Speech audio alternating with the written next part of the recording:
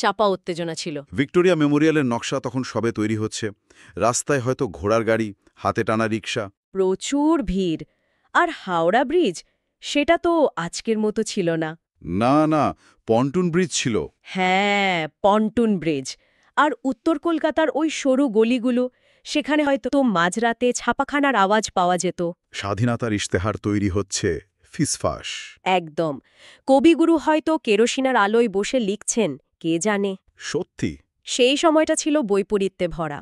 মানে একদিকে ব্রিটিশদের ওই বিশাল বিশাল প্রাসাদ, রেসকোর্স, অন্যদিকে পুরনো বাঙালি বাড়িগুলো, সাবেকিয়ানা, আবার একটা চাপা উদ্বেগও। হুম। গঙ্গার ঘাটগুলো তখন খুব গুরুত্বপূর্ণ ছিল। বাণিজ্য, ধর্ম, সাধারণ জীবনযাপন সবই নদীকে ঘিরে। নদীটা যেন সব কিছুর সাক্ষী, তাই না? ঠিক, নীরব সাক্ষী। আচ্ছা, এবার যদি এক লাফে আজকের কলকাতায় চলে আসি। হ্যাঁ, আসুন।